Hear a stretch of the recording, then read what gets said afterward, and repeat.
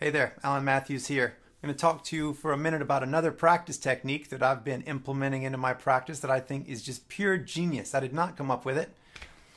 I forget who did come up with it, an Italian fellow, because it is called the Pomodoro technique. And Pomodoro is Italian for tomato. And the reason that this is called the tomato technique is because it's based on the use of a timer. And the timer that this particular fellow was using was in the shape of a tomato. It was a kitchen timer shaped like a tomato, and so he called it the tomato technique. And it goes like this right here.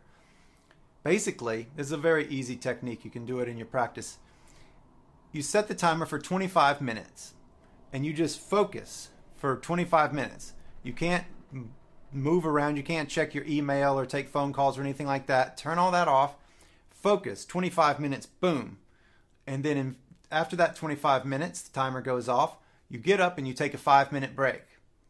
And you can do anything you want. You move around, you can check your email if you want to, do whatever you need. After that 5-minute timer goes off, then boom, another 25 minutes. And so you do this 3 or 4 times, these little 25-minute blocks.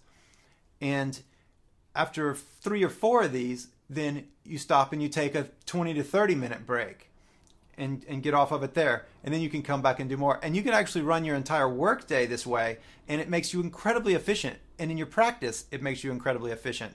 Because then you actually have to think about, well, I've only got 25 minutes right now. What am I going to do with this 25 minutes? And so it forces you to structure your time a little bit. Yes, you can just, okay, I'm just going to zone out on my chord practice or my arpeggios or something. But more than likely, you'll say, well, I only have 2 of these 25-minute blocks today, or whatever it is, or 4 or 5 or 1. So then the question is, how am I going to spend that time? And so I think that pretty much automatically, you're going to start structuring your time more. If you know that all you've got is this 25 minutes, then you may say, well, I want to get to these 3 different things, so I better split it into thirds and spend that much time on each of them.